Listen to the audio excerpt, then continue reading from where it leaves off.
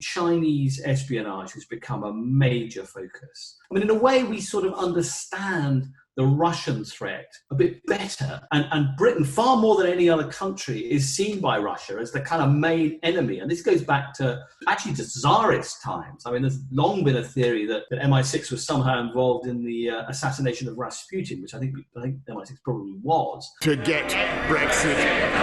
Make America great again. No.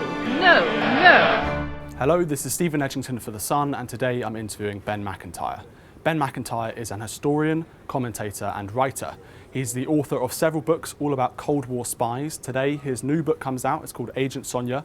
We're going to be talking about spying, its impact on the modern world, and we're going to look into the Cold War and whether we are in a new Cold War with China and the West. Ben Macintyre, thank you so much for joining us.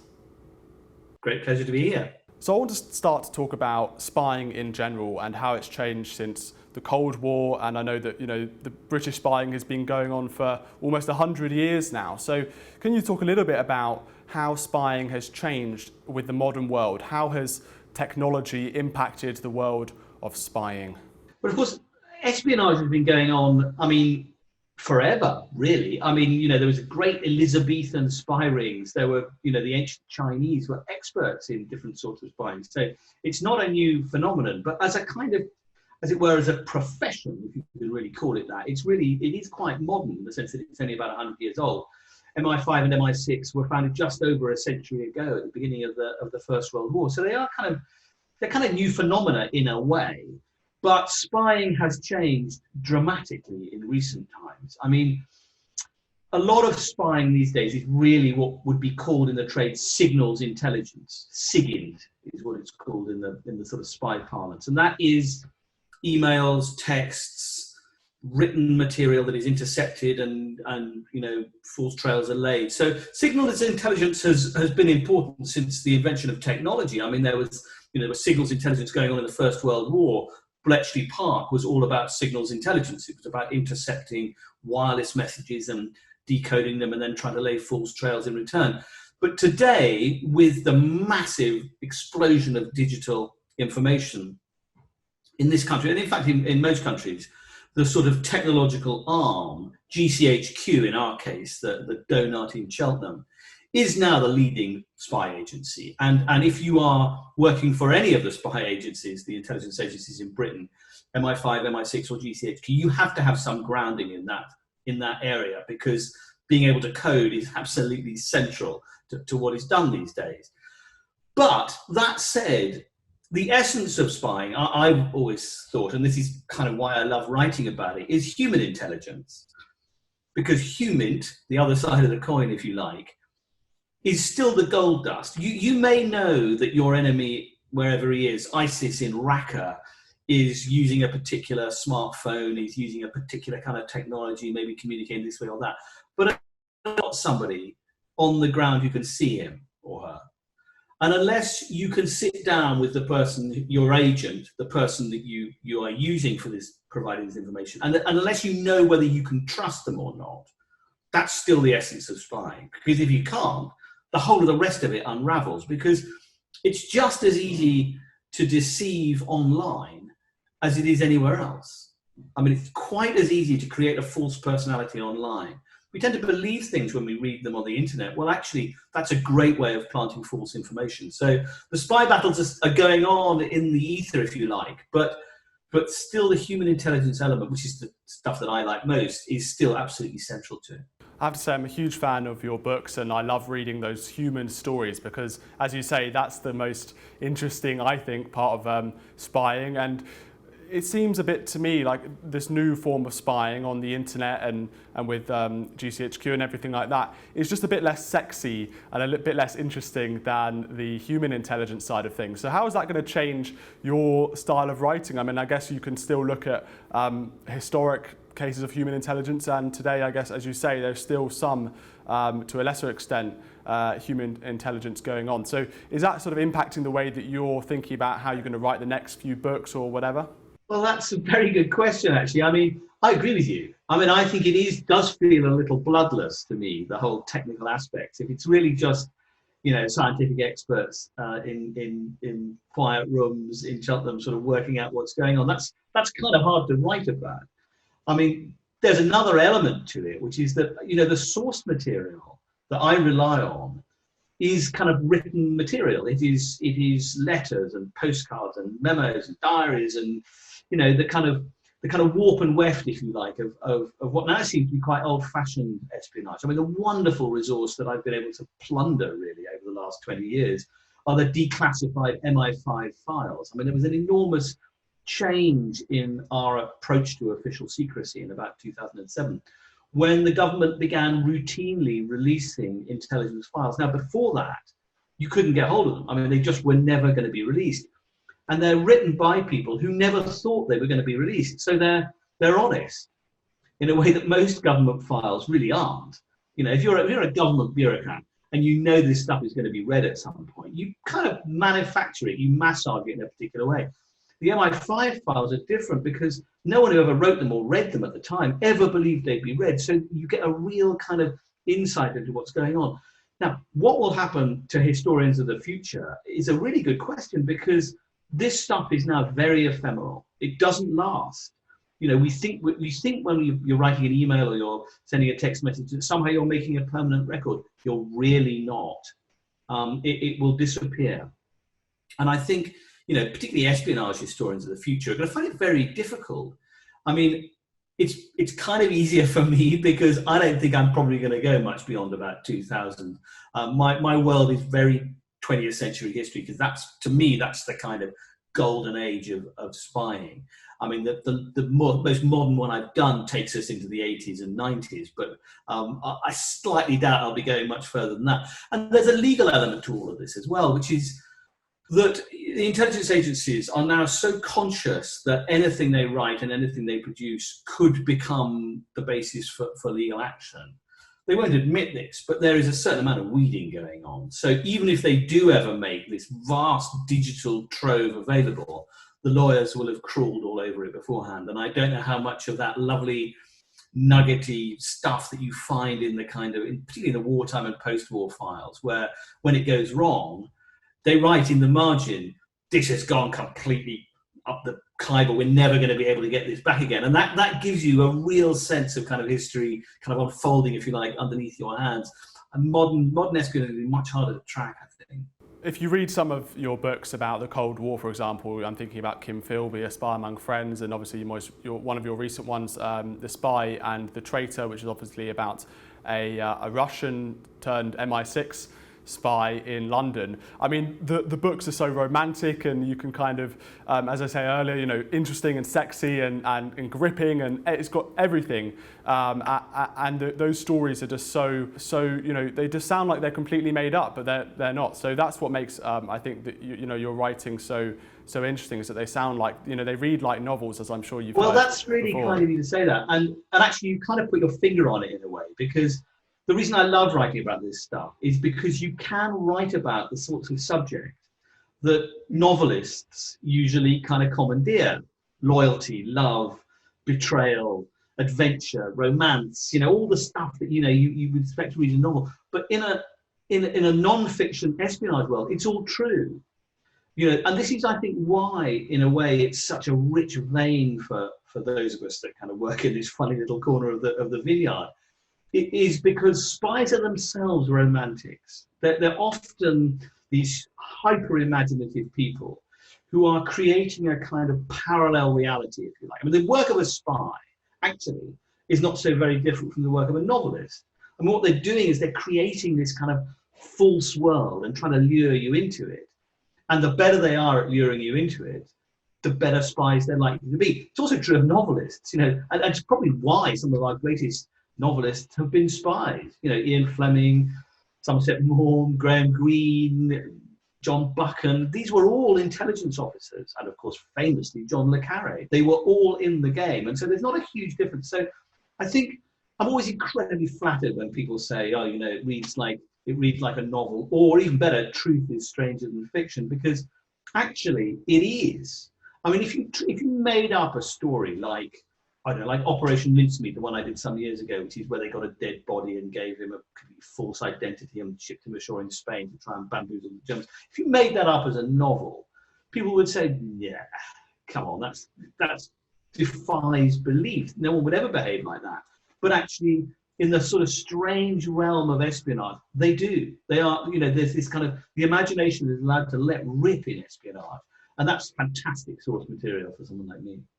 I want to compare that golden era of spying, the Cold War, and your romantic novels, that's what I'm going to call them, although they are non-fiction books, and with the current era of spying today in the 21st century. Now, as a journalist, I can't pretend that I'm speaking to lots of spies at the moment, but I do have sources in the diplomatic world, and I've worked on stories with some absolutely weird and wonderful personalities in America and in the UK who would brief you on one story or give you a bit of information there about what's going on and the friction between the two countries and things like that. And there's some absolutely fascinating people there, and I think that this human story of spying and diplomacy has not quite died away. But I do want to talk about one of the major things about spying that's been in the news this year, and that is the rise of China. Now, that's something that a lot of people didn't really see coming, especially the public. I would say that this hasn't been a huge issue bubbling away in the British public's mind. Like if we compare it to the Cold War, many people saw Russia as a huge threat, but now China is emerging, according to experts, as one of the new major threats to the Western world. And they've talked about Chinese spies going into universities all across the West, Chinese companies coming into the West. We've seen Huawei and the 5G infrastructure argument, and businesses are, and politicians are being wooed by the Chinese Communist Party. We've seen lots of controversies about the Western companies working with China. Can you talk a little bit about the rise of China and whether we're living in a new Cold War era with perhaps China as the new protagonist?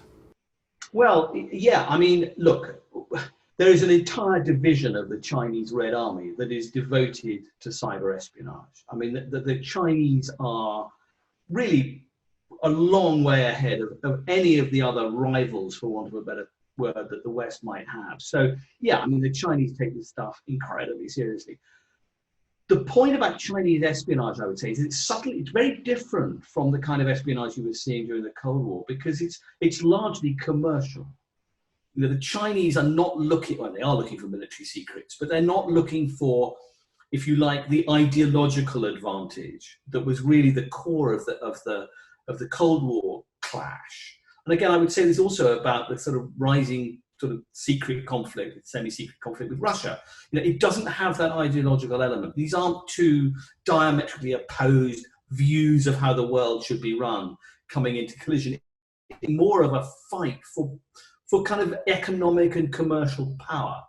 And so that's why you get these situations where vast Chinese companies are partly state and partly private actors. They're partly sort of capitalist enterprises, but they're also state enterprises. And for the West, that's still quite a tricky thing for us to get our heads around. We are not. Huawei is a very good example. We don't really know where the state control of Huawei ends and where this Chinese company as an independent entity begins, and that's hugely to China's advantage. I mean, it can play that card very, very well and very effectively, and it does. But you'd be wrong if you thought that GCHQ and our American and European allies are not pretty alive to all of this. I mean, perhaps they were slow to the game, but I think Chinese espionage has become a major focus. I mean, in a way, we sort of understand the Russian threat a bit better because of the sort of the history that we have there. I mean, people often sort of say to me, well, why would Russia attack? I mean, I'm thinking of the Skripal case here, where an ex-MI6 agent who'd worked in Soviet and then Russian military intelligence was attacked by Russia, as we now know for a fact. Now, why would they attack a British target? Well, the answer is that Russia has a very long memory. And Britain, far more than any other country, is seen by Russia as the kind of main enemy. And this goes back to Tsarist times. I mean, there's long been a theory that that MI6 was somehow involved in the assassination of Rasputin, which I think MI6 probably was. But, so there's a particular animus, and Putin himself, of course, is a former KGB colonel. He thinks in a KGB way. Most of his cronies come from that world.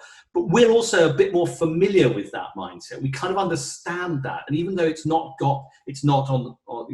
communist anymore, it's not intended to kind of promote the revolution, we do understand in a way the sort of Russian approach to all of this, which is pretty blunt. I mean, they're very good at it, but it's kind of fashioned in a Cold War crucible, if you like, whereas the Chinese threat is, and indeed the North Korean threat, is on a different scale, really. There are some similarities, though, and I want to talk about them to start with, and then I really do want to get into that Russian history of the spy war between Russia and the UK. I did read your Times column about that, which was fantastic. But just to start with, on China, we've seen in Australia and in the US, and probably in the UK as well, a lot of news about Chinese students, for example, coming over to those countries, studying in Western countries, where the Chinese government has said to those students, it's basically your duty to help us in spying and in espionage, and it's your duty to help the Chinese Communist Party. And that goes down to what I would call a Chinese nationalism with a sort of splash of communism in there. And as you point out, quite rightly, China is not in any way comparable to the Soviet Union in terms of their ideological view of things. But there is a similarity in that both are fueled by nationalism. And it's that motive of nationalism I want to talk about because, as I said, the Chinese students is just one example of where there's a motive of espionage, there's a motive behind why you might want to help your country. Can you talk a little bit about whether the UK has been, and America to a certain extent, but whether the UK specifically has been in a disadvantage in that sense because we don't have that same kind of nationalism as in China. I would say that we don't have that same kind of ideological motive as to, you could talk about patriotism. You could say that we don't have the state control and the state bullying and the state pressure that forces private individuals to feel unsafe unless they do the bidding of the state.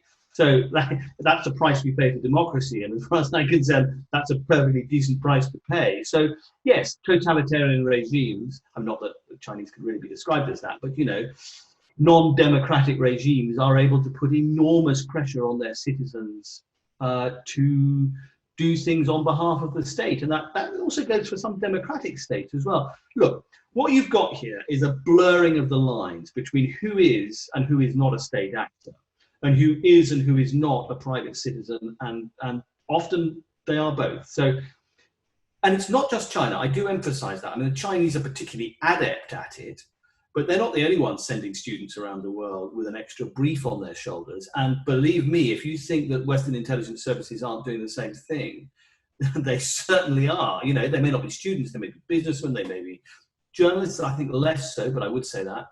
But I think, anybody, it's such a porous world these days that all sorts of non-official actors can produce non-official or official information. So there's a great blurring. So in the old days, there were really only two types of spy. Okay, there were what the Russians used to call legals and illegals. Now, legals were people with diplomatic cover who would go as sort of part of an embassy to some foreign country. But in reality, they would be working for an intelligence service. We do it. We've always done it.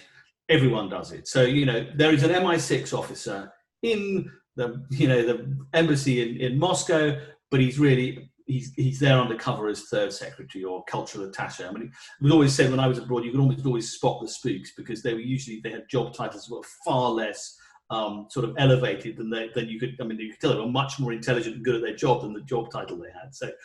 So we've always done it. So those are legals. Now, illegals are a different sort. Now, in the old days, illegals were individual citizens who would be implanted in foreign countries under civilian cover. So, of course, they would learn the foreign language. They would often pose as citizens of a foreign country. They'd be given false papers. I mean, this is the plot of The Americans, the TV series. These are long-running sleeper agents. And it was absolutely done by all sides. But the Russians, and indeed to the less extent the Chinese, were very, very good at it. So these were people who would appear to be perfectly ordinary citizens, but would actually work with the others. Now, what you've got here is a complete blurring of those lines, because you've got people who might be third generation immigrants or refugees or even just economic migrants or businessmen who've decided to settle abroad in this country and other countries, and those are all part of the spy story now. It's not just a question of training someone up and dropping them in a foreign country and hoping they'll stay undercover for long enough to be useful. It's much more blurred than that. These may be citizens of a foreign country who, yet through their mothers or through other ties or through economics or through blackmail or all the other things that cause spies to do what they do, may be working for another government. And so it's very, very hard to track spies. It's always very hard to track spies, but it's particularly hard at the moment because all of those distinctions are kind of blurring. Can you talk about the difference between East and West in terms of how hard they found it to recruit people? Because as I talked about earlier, motivations for spying is something that I know that you've written about in your books. Why people spy. Kim Philby was a really interesting example of why people spy, and I know that you've written recently about Russia trying to pretend, in your view, that Kim Philby was this ideological hero, the saviour of communism. That's why he was doing it. But obviously, in your opinion, it was far more about ego than anything else. Can you talk about how hard it's been for both the UK, America versus, let's say, China and Russia in terms of recruiting people to their spying agencies, and then go into the motivations behind spying? Are we talking about today, or are we talking about in the past? Because actually, I don't think it is that hard today. I mean, people still spy for the same reasons. I've never come across a spy, living or dead, who didn't believe that they were working for a higher cause in some way. But the reality is that most international espionage runs on money. It's really about cash. And it's very often about a sort of business transaction.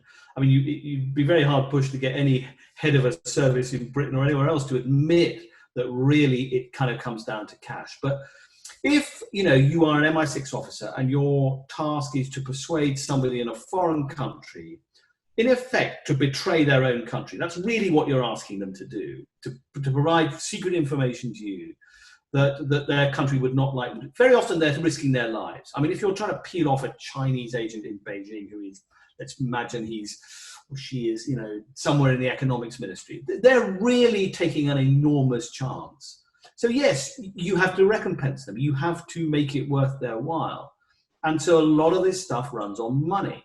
It really does. There is often an ideological element. There certainly was, in the old days of the Cold War. And it is still true again today, whether that higher cause is patriotism or a kind of more worked out ideology, or it's the idea that somehow Russian greatness or indeed British greatness is sort of being increased by sort of serving your country abroad. Those are all in there in the mix. But that said, there are lots of other motivations. I mean, the best spies, or perhaps the most successful spies, are also people who have a thrill at the pleasure and the excitement of what espionage involves. There's a sort of, I've often thought there's a kind of arrogance inbuilt to espionage, which is that it attracts the sort of people who like to know a little bit more than the person standing next to them. I mean, it's sometimes described as the ruthless exercise of private power. It's not that you'd ever reveal who you are, but you just know a bit more than the person standing next to you in the bus queue.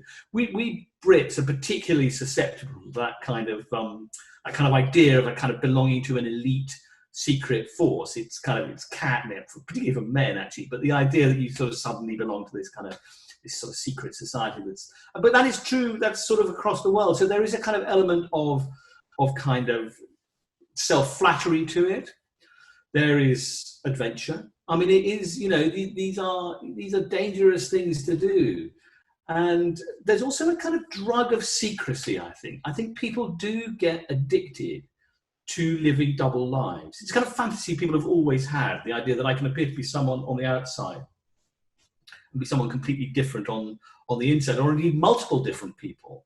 And, from Walter Mitty onwards, the whole idea that you could somehow kind of, might look like an ordinary businessman, but actually, I'm living a secret life. That's tremendously attractive fantasy. And if it's not a fantasy, if it's a reality, then it can become very addictive. And I think it certainly was true of Kim Philby. I mean, he became really addicted to infidelity. And not just deceiving his colleagues within MI6 and his closest friends, but he had a whole succession of love affairs that were kind of powered by this need to betray in a strange way. And Philby's a very interesting example of a sort of almost sociopathic need to to get one better, to be cleverer than the next person. And it came actually, oddly enough, from a rather sort of imperial mindset. I mean, he was a communist. At least to begin with, he was a communist. I mean, he was a proper pure ideologue to begin with. So I think that began to fade over time.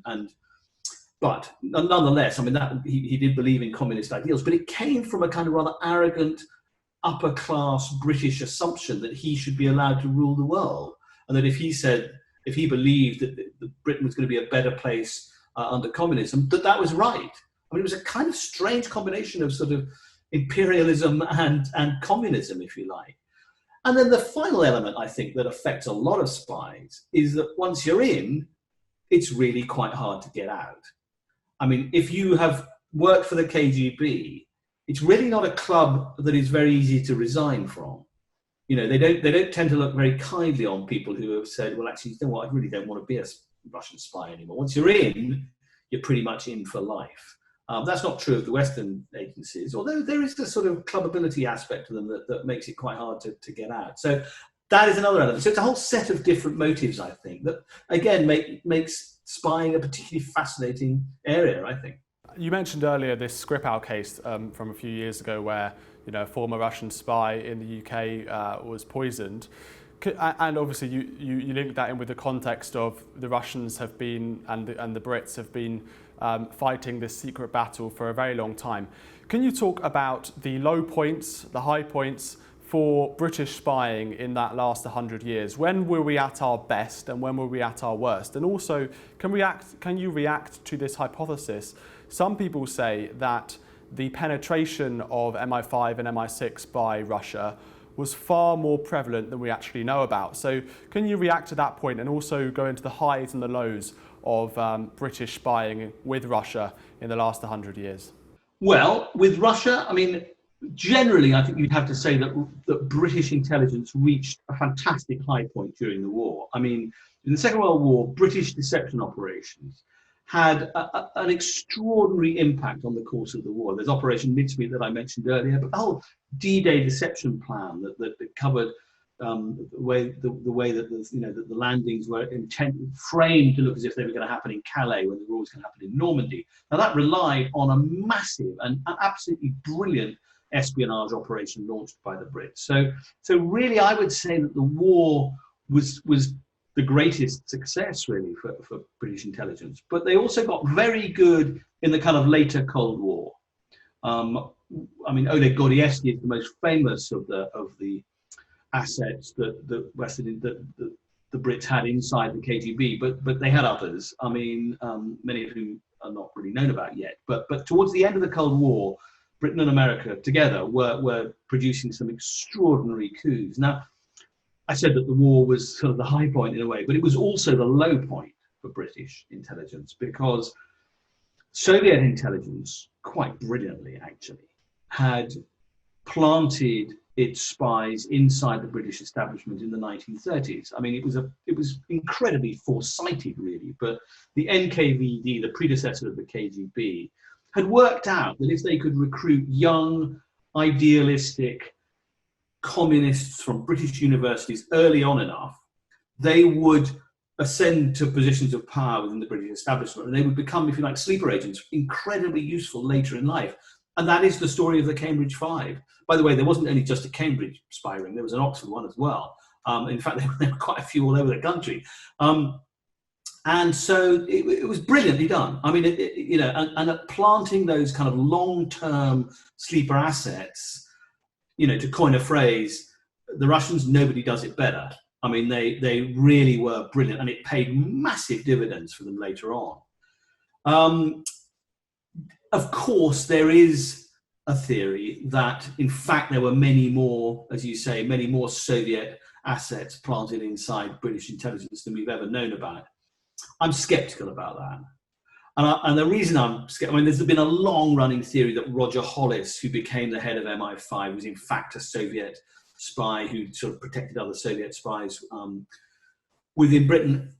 My main reason for thinking that we probably know them all now is that if there were more, I mean, if the Soviets, the Russians had a super mole inside MI5, why would Putin not have told us about it? I mean, if he's renaming squares in Moscow, Kim Philby Plaza and, celebrating the Cambridge spies, and don't tell me that if Hollis or others had been, providing this, there'd be a massive trove of material in Russian archives. Not a single thing has popped up. And we know what Putin is like. I mean, a propaganda opportunity like that, do we really think he wouldn't have let it be known that that the Russians had their top guy inside the machine? I don't think so. So I think simply, if you work out the way the Russians operate in modern times, it seems pretty clear to me we pretty much swept them all up. And God knows, I mean, the mole hunt within MI5 and MI6, I mean, it did catastrophic damage to the sort of confidence, really, of the entire organisation, really. I mean, it was absolutely, Peter Wright and the spy catcher story, that did proper damage. And the Russians, I think, just sat back laughing, really. I mean, one of the things that Gordievsky said to me when I was interviewing him, he said one of the things that he brought back from Russia when he sort of came to Britain for the first time was evidence that, in fact, the whole theory that Roger Hollis, the head of MI5, had been, a kind of Soviet spy, baffled the Soviets, because they thought it must be some kind of double, triple game by the Brits trying to convince them, because they said, we didn't have Hollis. This is, So then, what are the British up to? Was their first reaction was this must be some attempt to lay a trap for us, but it wasn't actually. It was just sort of good old-fashioned British paranoia going off the deep end. I remember reading in your book about Oleg, when the Brits finally found out, or they recruited him and they asked, look, who are the Russian assets in the UK? And there really wasn't many, wasn't a significant presence at all. And the Brits really found that quite shocking. Well, shocking, and in the case of MI5, rather disappointing. I mean, it was quite interesting. The first meeting with Oleg Gordievsky that took place in about 1982 was a joint intelligence briefing. It was MI5 and MI6, and the MI5 spy hunters all came in sort of rubbing their hands, thinking, right, we're going to dig them all out now. And Oleg had to say, well, there's really not very much. There are a few sort of, old-fashioned lefty trade unionists. There's, there was the whole question of Michael Foot and his sort of dalliance with the KGB. But as for sort of high-level, high-grade, deeply buried Soviet moles, frankly, there weren't any, which was a great relief in some ways, but also a disappointment. If you've spent your life being a spy hunter and you find there aren't any spies to hunt, it can be a bit of a disappointment, I think. Let's talk about that last point you made about trade unionists and Michael Foot, because I know in the last election and for the last few years, Jeremy Corbyn and the Labour Party have been embroiled in lots of scandals to do with Soviet spying in the Cold War, but also more recently in terms of Jeremy Corbyn's alleged support for Russia. He's after the Skripal attack, he famously asked for the poison to be sent to Moscow, which is what Vladimir Putin and the Russians were asking for at the time. So, can you talk about Russia's influence and the Soviets' influence on politicians in the West and in the UK? I know that this more generally affects those on the left than on the right because the ideology kind of is more aligned. Well, they're not exclusively, I have to say. I mean, there are, the Russians are quite good at recruiting people on the right as well. It just takes a certain sort of mindset. I mean, there's a very good phrase in Russian called Nadezhny Durak, I think it's called. And what it means literally is useful idiot. And that is somebody who you can bring on side, who can produce useful information, but doesn't really know what they're doing. They're doing it out of romance or adventure or for money or whatever. And there were plenty of figures on the left who thought it was fun in a strange way to mix and mingle with KGB personnel, to sort of, it was part of a kind of red glamour. Some of them took money, the red gold. But I mean, someone like Foot, Foot's a very good example. I mean, as a young man, Foot had, clearly this is what Oleg revealed, was he had not one, but dozens of meetings with KGB officers. And he later claimed he didn't know who they were, and that he didn't realise that when they put money into his coat at the end of a meal that he was effectively being bribed. Well, if that is the case, it made him staggeringly naive. I mean, how you couldn't have realised what was going on is beyond me. And I think in a way, Corbyn's kind of mixing with these, I mean, there's a Czech intelligence officer that he's said to have met up with. I mean, the truth is that Foot at that point in the 1960s and Corbyn, when he was meeting up, didn't really have secrets to sell. I mean, they weren't kind of high enough up the pole really to be considered spies, but they were useful. I don't know what Corbyn did or didn't say to his interlocutors, but funny enough, when I asked Oleg about Jeremy Corbyn, he said in a rather dismissive way, well, he was not important enough. He wouldn't have wanted to recruit him. Wasn't good enough for us.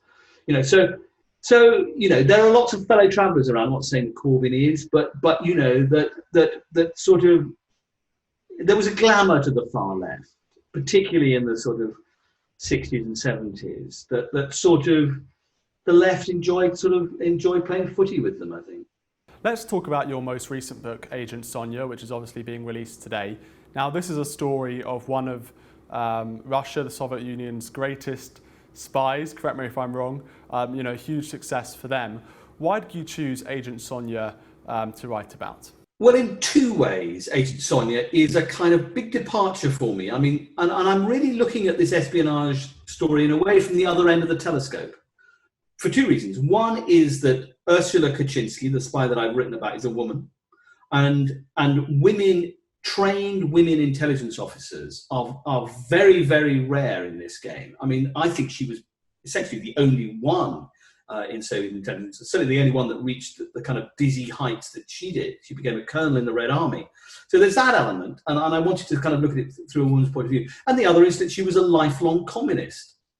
So, her story is absolutely extraordinary, Ursula, and it covers really the whole of 20th century communism, because she's very young when the Bolshevik Revolution takes place, and she's very old when the Berlin Wall comes down.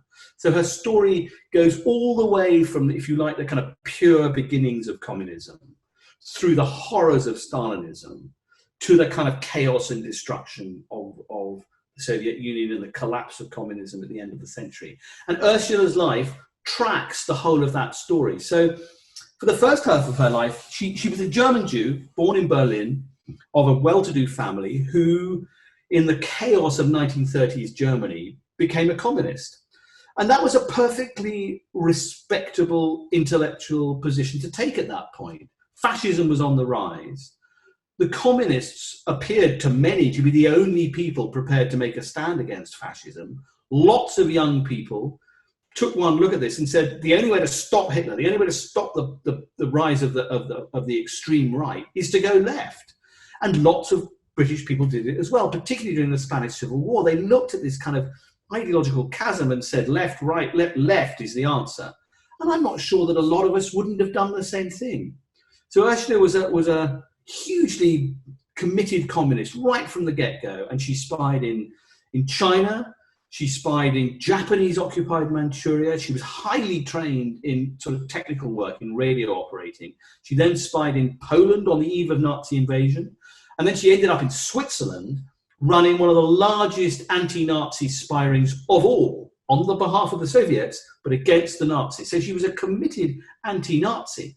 And she even framed up an assassination plot to kill Hitler. It's never really been written about before, but two of her agents, two British communists that she'd recruited, two Spanish Civil War veterans, identified the fact that whenever Hitler was in Munich, and we're now in 1938, whenever Hitler was in Munich, he went to a particular restaurant. He turned up at the Osteria Bavaria, and they worked out that they could plant a bomb next door to the very flimsy partition that separated Hitler's dining room from the rest of the restaurant, and they could blow him to pieces. And they were about to launch this, and they were weeks away from actually, because Ursula was also a brilliant bomb maker. She'd been trained in sabotage back in Moscow. And they were that far away from doing it when the sort of notorious Molotov-Ribbentrop pact, the Nazi-Soviet pact that briefly allied Stalin and Hitler, sworn enemies. And Ursula got a radio message saying, call it all off. cease offensive operations against Germany. But who knows? I mean, the course of history would have been very, very different if she'd gone ahead with it. So her life is fascinating. But then, of course, at the end of she winds up, and this is the bit that I hope your listeners will enjoy, is she winds up in Britain. She ended up in the Cotswolds. Her family had taken refuge in Britain from Nazi Germany. They were all here, her brothers and sisters, her brother and sisters and parents. And she wound up in the little village of Great Rollright in the Cotswolds. And, there she was. She was Mrs. Burton. She was married to Len, and she had 3 children by 3 different men, as it happened. But 3 children. She was a housewife. She baked particularly good scones. But in the back garden, in the privy, she built a radio transmitter, a powerful radio transmitter. And she was using that to communicate with Moscow. And her job was stealing the secrets of the atomic bomb from Britain and passing them to the Soviet Union. So what happened at the end of the war is you get history pivots around Ursula. For the war, we're on her side. She's fighting the good fight against fascism. Come the Cold War, she's now spying on Britain. And I was just fascinated by the fact that, this character that I was following through history, rooting for her in the first half. And by the end of it, she's not on our side anymore. She would never have said that. She would never have accepted that. She would have said, she was very patriotically British. In fact, she had British citizenship. She regarded Britain as home. She would have said, communism is the future. I am helping Britain by encouraging the communist revolution. And more to the point, I'm helping create a balance of power that ensures that there isn't one civilization in the world, the Americans, that have the bomb, and they dominate everything. And again, that's a defensible argument. We look back on the Cold War history and we think, many of us, that actually, in a way, the fragile era of mutually assured destruction, when both sides have the bomb, actually created a strange sort of peace. That in a way, by stealing the atom secrets and passing them to the Russians, she argued, and it's still very debatable, all of this, that actually she was making the world a safer place. And looking back on it, I think there's something to that. Would we want to be living in a world that was completely dominated by America? I take a look at modern America. I look at America first, and I wonder, really, would America first from 1945, first and absolutely dominant in the world? Is that the kind of world we'd want to live in? I'm not so sure. So, I think there is an argument, but Ursula nonetheless served a barbaric regime. There's no doubt about it. Stalinism was grotesque.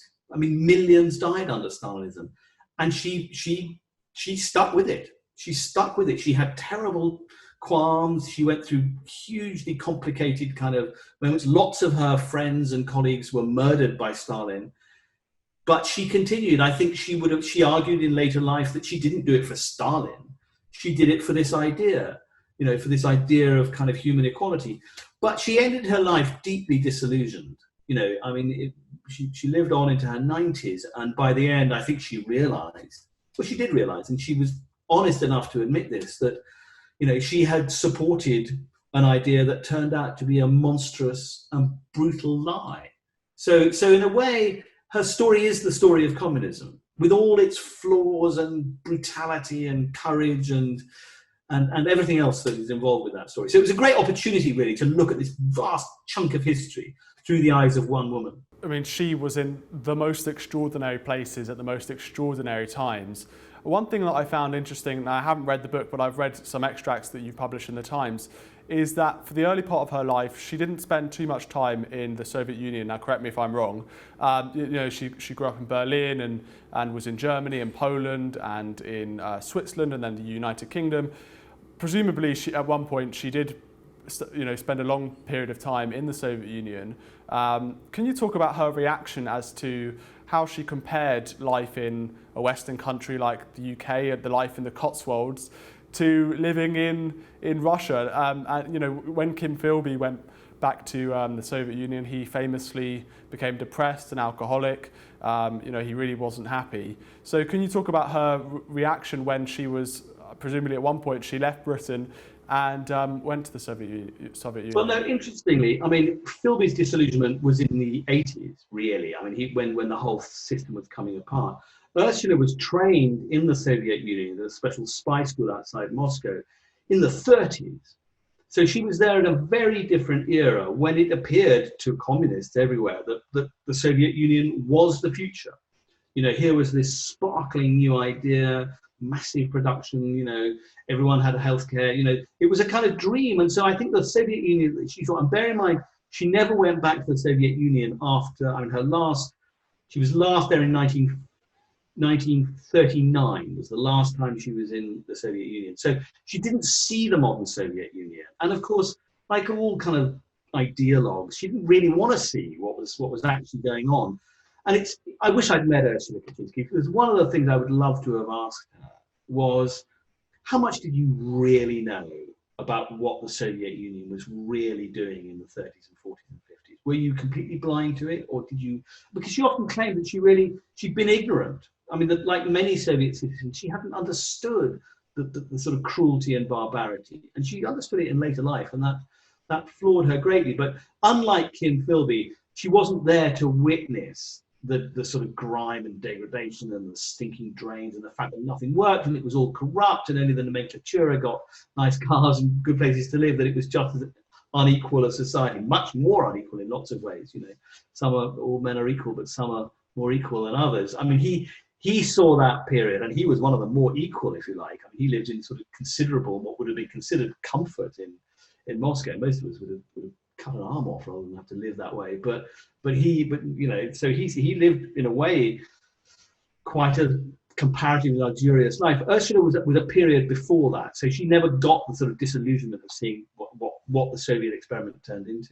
It's an interesting point, because you can look back in hindsight and say, look at the gulags and look at the awful atrocities. But at the time, you know, if you read someone like Alexander Solzhenitsyn, who wrote extensively about the gulags, this was a huge shock to many people when he published his famous book, The Gulag Archipelago, in the sort of 60s, 70s era. And, you know, a lot of Soviet people in the Soviet Union wouldn't have known and didn't, or at least it was quite easy in a way to turn a blind eye to any atrocities or things like that. You know, in the 1930s, obviously, there was fantastic journalists. You know, I'm thinking of Malcolm Muggeridge and people like that exposing what the Soviet Union was doing in Ukraine. But at the same time, even people in the West ignored a lot of that stuff and just said that was all lies. Well, bear in mind, I mean, Ursula was a long way away from all of that. And she would have seen those reports of, you know, kind of what was supposedly going on when it was going on in the Russian Gulag. And she would have thought, well, that's Western propaganda.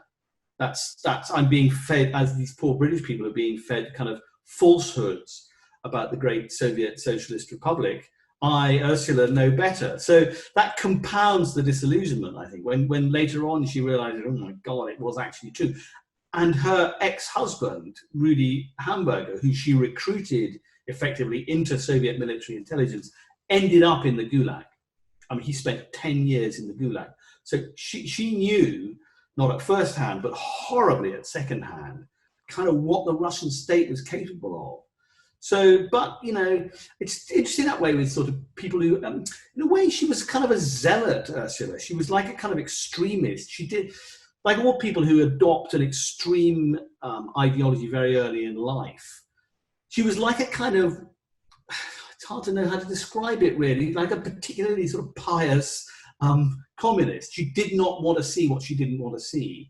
And what was presented to her that contradicted her own vision of the world, she dismissed as propaganda. But as communists go, she was incredibly good fun. I mean, that's the other odd thing about her is I sort of started this book thinking, God, what's she going to be like spending the next 3 years with a kind of diehard sort of communist? Actually, she's great company. I mean, that's the funny thing about Ursula. She's actually, for a communist, she had a great sense of humor and a great sense of style. And she was prepared to listen to other people as well. She wasn't a kind of finger-wagging, sort of tub-thumping sort of know-all. She had her own strong opinions, but she was more human than I was expecting. And in fact, I found her extremely congenial company. I think I slightly fell in love with her, actually. That's great. What were her main sort of attributes then to make her such a good spy? I know you said that she worked in lots of different places and lots of different situations. You've got to be really adaptable to be able to do that. So what is it that made her such a fantastic spy? Well, look, I mean, she had one extraordinary asset that no other spy I've ever come across at this level has ever had, and that was her gender. I mean, the truth is, being a woman made Ursula virtually invisible to the authorities. It's why she managed to evade Chinese secret police, the Japanese Kempeitai, the Gestapo, MI5, the Swiss secret police.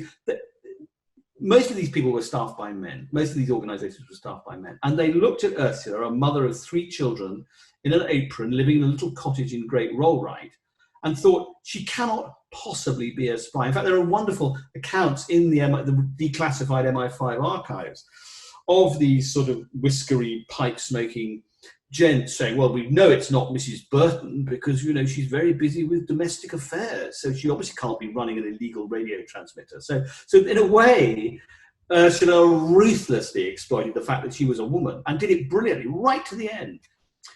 She had many other qualities. I mean, one, she was a rather a brilliant technician, Ursula. It's often, I mean, she, you know, again, it's something we often associate with men, but she could assemble a homemade radio out of, you know, I'm exaggerating, only slightly, tin cans and bits of old cotton reel. I mean, she was really good at it. In fact, I found a photograph in her personal archive of a kind of homemade Morse code tapper that she'd constructed out of a piece of brass and a strip of bamboo and a cotton reel and some cotton and some copper wire. It was an amazing piece of, and there's another extraordinary photograph in the book which shows her little house in Mukden in Japanese occupied Manchuria, and you can see the 2 bamboo poles on either gable, which is where she strung her aerial across the top of this thing. In the middle of one night, she climbed onto the roof and strung it out there. So she was a brilliant technician. She knew how to do this stuff, and she was staggeringly brave, really. I mean, she wasn't nerveless, Ursula. She wasn't that. She wasn't the sort of James Bond character. She knew fear. She understood fear, but she was prepared pretty much to sacrifice everything, not just her own life, but that of her family too. I mean, that is one of the things that one has to slightly swallow with Ursula and take a deep breath, is that she was putting her children, her whole family at risk, and she knew it. But in the end, and she struggled greatly with that. I mean, she often wondered in later life and even during her earlier life whether she had been a good spy, but a bad mother. And many people, many women perhaps, will look at her life and go, God, you know, that's not the kind of person I would want to have been. And would she have sacrificed them to the revolution? It's a question those children, the 3 of them, only one of them, alas, is still alive. It is a question I think they have asked themselves repeatedly. If it came down to it, would my mother have protected me, or would she have gone to the barricades for the revolution? And I think probably, we don't know. That's one of those questions that nobody can answer until they're in that position. But she was tough. I mean, she was properly tough, as only someone who'd lived through, you know, the worst of 20th century history could be. I mean, she grew up in the Weimar Republic, seeing people dying in the streets. Hers was not some sort of cozy intellectual communism born in a kind of Cambridge common room, you know, over warm sherry in the 1930s. She'd seen the battle between left and right at first hand, and she literally had the scars to prove it. So she came from, you know, hers was a kind of belief born of pain. Now, that doesn't necessarily make it true, but I think if one tries to judge history, I mean, there's a great trend at the moment for looking back on the past and kind of wagging our finger at it, saying, you know, boo, shouldn't have done that, bad people, you know. And there's a kind of monochrome way of looking at history that sort of is like good people and bad people, you know, good people win and bad people lose, and that's what happens, and that is a kind of morality lesson. But of course, life isn't like that, and history definitely isn't like that. And so what I tried to do with Ursula was tell a story of communism within the context of her own life, so that to some extent, if one could understand where she came from and how she ended up in this place, one might get a closer understanding of practically what the 20th century had been about for lots of people. This concept of gender is a fascinating one because, I mean, last year I started reading some of your books and I just got absolutely entrenched in this world of spying and the history of spying. And one of the things that consistently came up about the Cold War for me when I was doing this kind of research project of my own was just how fascinating it was in terms of both sides ignoring women and ignoring them as a threat. And I know that, for example, in Moscow, both the Brits and the Americans would use female assets to go out and because they knew that the Russians wouldn't go and tail those people, and they would use them for drops and things like dead drops and things like that. So it's this whole idea of the fact that Ursula was able to get away with what she did partly because she was a woman is a really interesting one. Finally, I do want to ask about any other projects that you're just about to be working on. I know that you've got a new film adaptation of one of your books coming out. What's next for Ben Macintyre? Well, I mean, yes, the film of Operation Mincemeat, the book that I wrote a few years ago now about the sort of great wartime deception, is due out. I mean, in fact, it would have been out now, but for COVID. And that will come out early next year, and that's with Colin Firth and Matthew McFadden and Kelly MacDonald. It's a wonderful film. I would say that because, of course, I've been involved in making it, but it is absolutely brilliant. Directed by John Madden. It's a wonderful sort of adventure story and romance and a comedy. It's brilliantly done. So I'm really excited about that. And various other projects. I did a book about the SAS, and that is also being made into a television series at the moment for the BBC, and that is also just about to get, having been halted by COVID, but is now about to get underway again. And this one, Agent Sonya, has also been bought. I'm not allowed to say who it's been bought by, but it's announced yet. But that's also going to be a TV series, which will be wonderful. And meanwhile, I'm kind of about to launch into another book. I'm going to be writing. I'm going to be writing the story of Colditz. Actually, I mean, Colditz, a story that we think we all know. I grew up watching the TV series and playing the board game, and sort of those extraordinary stories of men with moustaches building gliders in the upper parts of trying to escape. I mean, and of course there is a lot of that. I mean, this escaping was the kind of central motif of it. But there's the inside story of Colditz is a lot more. It's a lot darker and a lot more complicated and a lot more interesting than this kind of one-dimensional story of British stiff upper lip heroism. So I'm kind of quite keen to tackle the myth of Colditz and sort of tell it in a different way, tell it in a narrative way through the stories of various individuals who are in there. I know that obviously one of your recent books, The Spy and the Traitor, was a huge hit in terms of books sold. Has there only been any discussions about TV, movies for that? I mean, that again just seems to me like such a perfect opportunity for a movie. Well, yeah, I mean, in fact, that is also in production. I mean, it's part of a sort of two-part two TV series. The first one is based on the book that I wrote about Kim Philby, and that's been announced now, and that's BritBox. That's going to be one of the first major drama series made by BritBox, and that's with Damian Lewis and Dominic West playing Kim Philby and Nicholas Elliott, Philby's closest friend. So that's the first series, and then the second series in that group, as it were, will be the Gordievsky story. So the first one is the story of the KGB spy in the middle of MI6, and the second one is the MI6 spy in the middle of the KGB. So they're kind of in a way complementary and balancing stories. There's so much Ben Macintyre that we can go and consume that's coming up, so that's absolutely fantastic. Thank you so much, Ben, for joining us. It's been a great pleasure. Thank you for having me on.